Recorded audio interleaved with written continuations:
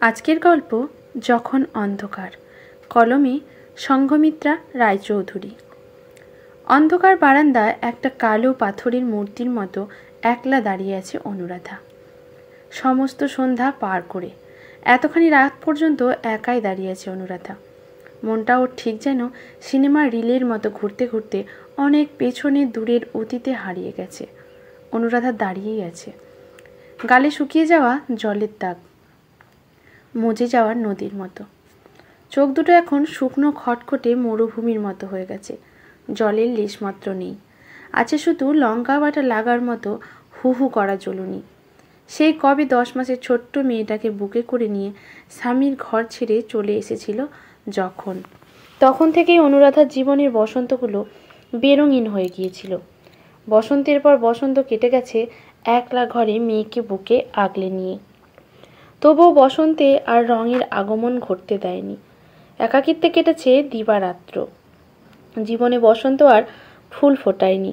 অনুরাধার ছোট্ট বারান্দা বাগানে বাহারি টবে সারি নানা রঙের অনেক ফুল ফুটেছে। ডালিয়া, জিনিয়া, চন্দ্রমল্লিকা, গাঁদা, গোলাপ, টকটকে লাল অনেক রক্ত গোলাপ। অনুরাধার ভারী প্রিয় গোলাপ। বিয়ের পর স্বামীর কাছে আবদার করেছিল গোলাপ চারার আর টপের। এক রবিবার সকালে অনির্বাণ নার্সারির নানা রঙের অনেক গোলাপ চারা কিনে এনে দিয়েছিল, আর তার সাথে পোড়ামাটির ডিজাইন করা বাহারি টবগুলো। বেশ চলছিল বিয়ের পর প্রথম 3টে বছর। বেশ কেমন যেন একটা ঘোরের মধ্যে। তারপরে ধীরে ধীরে তাল কাটতে লাগলো। প্রথমে ছোটোখাটো মন কষাকষি, তারপর তা বিরাট বিরাট ডালপালা ছড়িয়ে বট অসত্যের আকার নিয়ে নিল। যেসব অশান্তি আর কমার নয় বলেই ক্রমশ বেড়েছিল। অনুরাধা আর অনির্বাণ নিজেদের দূরত্ব বাড়িয়ে ফেলেছিল কয়েক আলোকবর্ষ বোধহয়। বেশ অনেক দিন কথাবার্তা বন্ধ থাকার পর এক বিকেলে অফিস থেকে হঠাৎ ফিরেই অনির্বাণ ঘোষণা করেছিল, এই দম বন্ধ করা মরে যাওয়া সম্পর্ক থেকে আমি মুক্তি চাই। কোনো ঝুটঝামেলা করার দরকার পড়বে না। তোমার আর তোমার মেয়ের ভরণ পোষণের যাবতীয় খরচ খরচা যা লাগবে তার থেকে বেশিই দেব তোমাকে, কিন্তু মুক্তি দাও আমাকে। অনুরাধা কিচ্ছু বলতে পারেনি এই আকস্মিক অভিঘাতে। কেমন কেবল একটা বোকা বোকা শূন্য দৃষ্টি মেলে তাকিয়েছিল অনির্বাণের মুখের দিকে, আর নিজের স্মৃতিপথে আতিপাতি করে খুঁজে বেড়াচ্ছিল নিজের দোষ ত্রুটি কিছু আছে কিনা। কিন্তু না, কিচ্ছুটি খুঁজে পায়নি। তবে একটা কাণ্ড ঘটেছিল। অনুরাধার ওই রকম আড়পাস করে দেওয়া মর্মভেদী দৃষ্টির সামনে দাঁড়াতে পারেনি অনির্বাণ। ছিটকে সরে গিয়ে অনির্বাণ বলেছিল, টিপিক্যাল মধ্যবিত্ত মানসিকতা আর কাকে বলে?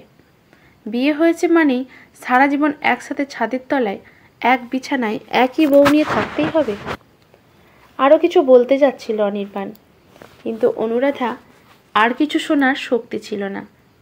কিংকর্তব্য বিমূঢ় স্তম্ভিত অনুরাধা অবাক হয়ে চেয়ে থাকলো তার সদ্য অপরিচিত হয়ে ওঠা স্বামীর দিকে।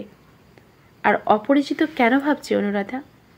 আদৌ কি কখনো অনির্বাণ ওর পরিচিত হয়ে উঠেছিল নাকি? হয়তো এই রূপটা আজকেই ও প্রথম দেখালো। শুধু অনুরাধার সামনে একটা মুখোশ এঁটে রেখেছিল, একটা আদ্যপান্ত ভালো মানুষের মুখোশ। কে জানে অনুরাধার সব চিন্তাভাবনা কেমন যেন তালগোল পাকিয়ে যাচ্ছে। মেয়ের কান্নার সম্মতি ফিরে পেল অনুরাধা। মেয়ের দুধের বোতলটা খালি হয়েছে, কাঁদছে তাই। অনির্বাণ নিজের বক্তব্য জানিয়ে দিয়ে ঘর ছেড়ে বেরিয়ে গেছে। অনুরাধা মেয়েকে জল খাইয়ে মুখ মুছিয়ে একটা ভালো জামা পরিয়ে নিজের শাড়িটা পাল্টে নিল। তারপর যেন কিছুই হয়নি এমনভাবে শ্বশুর শাশুড়ির সাথে দেখা করে মেয়েকে কোলে নিয়ে একলাই গিয়ে চেপে বসেছিল রিকশায়। তারপর সোনারপুর স্টেশনে গিয়ে শিয়ালদাগামী ট্রেনে চেপে বসেছিল। শিয়ালদা থেকে আবার ট্রেনে করে একদম ব্যারাকপুরে বাপের বাড়িতে। সংক্ষেপে অনুরাধা বাবা মাকে কি বলেছিল, আর তার উত্তরে বাবা মাইমা অনুরাধাকে ঠিক কি বলেছিল, তার আর কিছুই এই 27 বছর পরে অনুরাধার মনে নেই। তবে এটুকু মনে আছে, মা অনুরাধাকে 1 বছরের মেয়ে অনুলেখাকে বুকে করে নিয়ে কত কিছু বলেছিল, যেন কত আনন্দ। নাতনি এসেছে বলে। বাবা অনুরাধার পছন্দের কড়া ভাজা, জিলিপি আর মোচার চপ কিনে এনেছিল। তারপর থেকে ব্যারাকপুরের বাড়িতে অনুরাধা, ওর বাবা, মা আর মেয়ে অনুলেখা, 4 জনে মিলে জড়াজড়ি করেই ছিল। বড় মমতায় একে অপরকে বেঁধে রেখেছিল। ব্যারাকপুরের বাড়ির একতলায় অনুরাধা সব টয় বানানো শেখা শুরু হলো। ধীরে ধীরে অনেক মেয়ে এলো শিখতে, কেউ নিতান্তই শখে, আবার কেউ বা প্রয়োজনে, আর কেউ কেউ আসে বানানো সব টয়গুলো কিনে নিয়ে গিয়ে বিক্রির উদ্দেশ্যে। তারপর এভাবেই কয়েক বছরের মধ্যেই অনুরাধার সব টয়ের ব্যবসা বেশ বড়সড় হয়ে ভালো মতোই দাঁড়িয়ে গেল। অনির্বাণ ডিভোর্স দেওয়ার জন্য কাগজপত্র পাঠিয়েছিল। অনুরাধা কোর্ট কাছারিতে দৌড়ঝাঁপ করে নিজের অধিকার রক্ষার বিন্দুমাত্র চেষ্টাও করেনি। কাজেই মিউচুয়াল সেপারেশন হয়েছিল নির্বিঘ্নে। মেয়ে অনুলেখার জন্য কয়েকবার টাকা পাঠিয়েছিল অনির্বাণ, তবে প্রত্যেকবারই সে টাকা ফিরিয়ে দিয়েছে অনুরাধা। তারপর সময়ের নিয়মে বাবা মা দুজনেই চোখ বুজেছে, আর অনুরাধার তুখোড় মেধাবী মেয়ে অনুলেখা ডাক্তার হয়েছে। 28 বছর বয়সেই যথেষ্ট পরিচিতি ও প্রতিষ্ঠা পেয়েছে অনুলেখা, ডক্টর অনুলেখা। কারণ অনুলেখা বাবার পদবীর ভার বহন করতে চায়নি। মাকে বলেছিল অনুলেখা, কেন তোমাকে ডিভোর্স দেওয়া হলো? কেন আমার দায়িত্ব এড়িয়ে মাঝে মধ্যে শুধুমাত্র কিছু টাকা পাঠিয়ে দায় সারার চেষ্টা করা হলো? এসব নিয়ে তোমার মনে হয়তো কোনো ক্ষোভ না থাকতে পারে মা, কিন্তু আমার আছে। যে মানুষটি বিনা কারণে তোমাকে ত্যাগ করেছে, তারই মঙ্গল কামনা করে তুমি চুলের ফাঁকে সিঁদুর ছোঁয়াতে পারো, কিন্তু আমার মনে মানুষটি সম্পর্কে ঘৃণা ছাড়া আর যে কিচ্ছু নেই। মেয়ের কথার কোনো উত্তর দিতে পারেনি অনুরাধা। কেবল চোখের সামনে দিয়ে ভেসে ভেসে এলোমেলো উড়ে গেছে 4 বছরের দাম্পত্যের টুকরো ছবিগুলোর কোলাজ। আর গলার পিন ফোটানো ব্যথা আর দুঃখের চোখে চিরচিরেনি জ্বালা অনুভব করেছে। সত্যিই তো অনুরাধা অনির্বাণকে খুব ভালোবেসে ফেলেছিল। এই এতগুলো বছরের বিচ্ছেদের পরেও তাই হয়তো স্নানের পরে নিজের অজান্তেই হাতটা সিঁদুর কৌটোয় চলে যায়। সেদিন অনুলেখা হাসপাতালে বেরিয়ে যাবার পরে অনুরাধা রোজকার মতোই স্নান সেরে পাটের কাপড় পরে ঠাকুর ঘরে ঢুকছিল। রোজই তাই করে। মেয়ে না বেরোনো পর্যন্ত অনুরাধার ভারী তাড়াহুড়ো থাকে। মেয়েকে চা জলখাবার খাইয়ে রওনা করিয়ে দিয়ে রান্না কি হবে না হবে রান্নার লোককে গুছিয়ে বুঝিয়ে দিয়ে তবে অনুরাধা একটু ফুরসত পায়। তারপর স্নান পুজো সব ছেড়ে তবে অনুরাধা 1 কাপ চা আর হালকা একটু জলখাবার নিয়ে বসে। কিন্তু সেদিন রুটিনের ছন্দটা হঠাৎ কেটে গেল। পুজো শেষ করে প্রণাম করতে করতেই শুনতে পেল ফোনের ঘন্টি বাজার কর্কশ আওয়াজ। মোবাইল নয়, প্রথমে একবার, তারপরে আবার ল্যান্ডফোন। রান্নার লোক এসে ধরেছে ল্যান্ডফোন। হাঁটুর ব্যথার জন্য আজকাল বেশি তাড়াতাড়ি হাঁটা চলায় একটু অসুবিধে হয় অনুরাধার। ঠাকুরঘর থেকে বেরিয়ে ফোনের রিসিভারটা রান্নার লোকের হাত থেকে নিল অনুরাধা।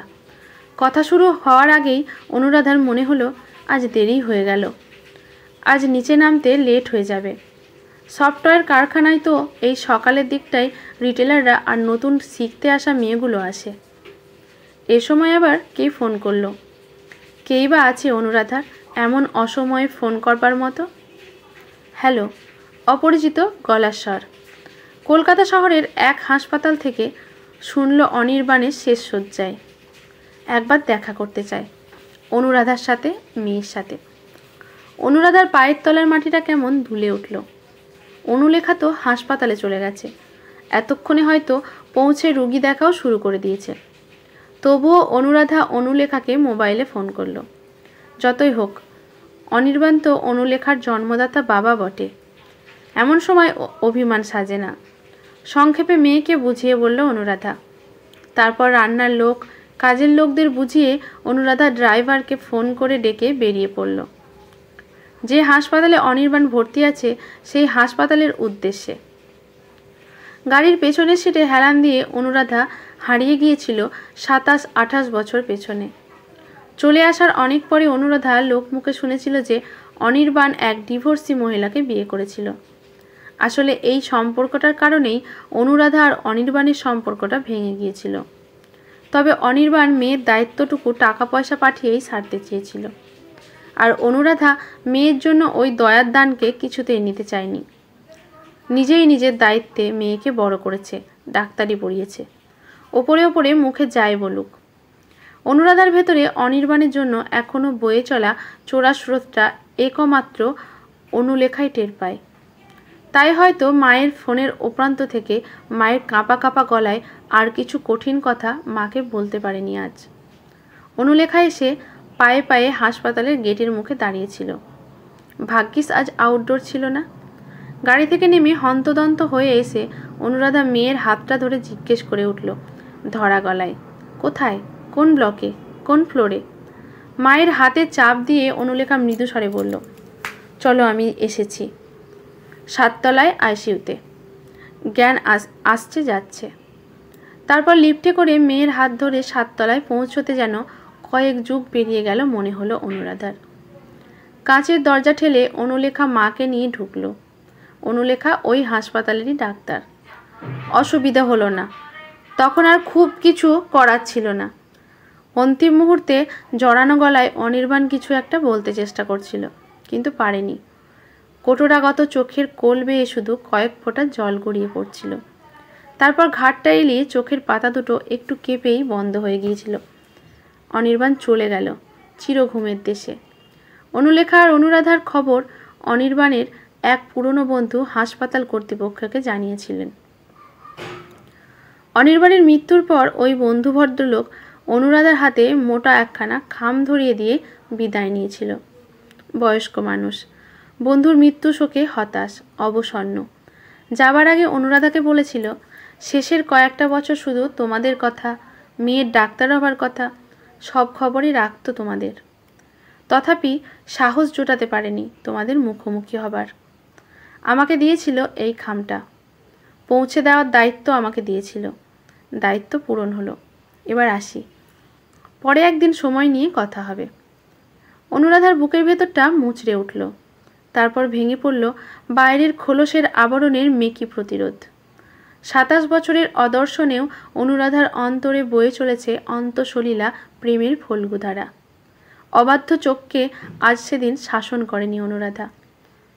তারপর কাজকর্ম মিটতে মিটতে হাজার একটা কাজের চাপে ভুলে গিয়েছিল অনুরাধা ওই যে অনির্বাণের রেখে যাওয়া খামটা খুলে দেখতে। বেশ ভারী খামটা, বড়সড় ভারী সিল করা মুখ বন্ধ খাম। অনুলেখা হাসপাতাল থেকে ফেরেনি তখনও। বাড়িতে একলাই ছিল অনুরাধা। রাতে 7টা নাগাদ কাজের লোকজনকে সেদিনের মতো ছেড়ে দিল। অনুলেখার ফিরতে ফিরতে একটু দেরি হবে, ইমার্জেন্সি আছে। শোবার ঘরের খাটের ওপর বসে অনুরাধা খামটার মুখ খুলল।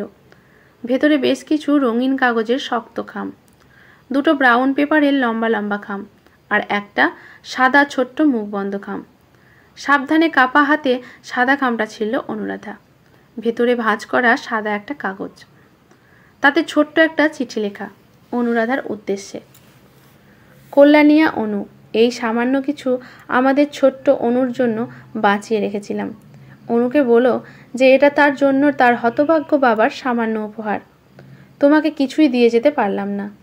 সর্বস্ব আরেকজন নিয়ে নিয়েছে, ডিভোর্স দিয়ে ক্ষতিপূরণ হিসেবে। পারলে আমায় ক্ষমা করো। আমার ছোট্ট অনুর কাছে ক্ষমা চাইবার মুখও আমার নেই। শুধু প্রাণ ভরে আশীর্বাদ করি, অনেক অনেক বড় ডাক্তার হোক, তোমার তপস্যা সার্থক হোক। চললাম, বিদায়। ইতি তোমার অনি। চলে গেছে অনির্বাণ তার শেষ কথাটা বলে দিয়ে। 27টা রঙিন খামে মেয়ের জন্মদিনের একটা করে কার্ডে লেখা। ছোট্ট অনুকে মা ও বাবা, আর ব্রাউন পেপারের খাম দুটোর একটাই ওর বাড়ির দলিলটা, আরেকটাই অনুরাধার ফেরত পাঠানো সব চেকগুলো, আর ওদের বিয়ের পরেই করানো সেই পুরনো জয়েন্ট ব্যাংক অ্যাকাউন্টের পাসবুকের ডিপোজিট সমেত ওর চেকবুকটা। অনুরাধা অন্ধকার বারান্দায় দাঁড়িয়ে, কান্না শুকিয়ে গেছে ওর।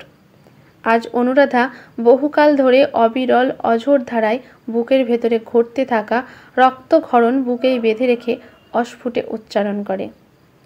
এককালে তো দূরেই সরে গিয়েছিলে স্বেচ্ছায়, তবে এতদিন পরে কেন এসে আবার আমায় ঠেলে দিলে এই অন্ধকার গহরে?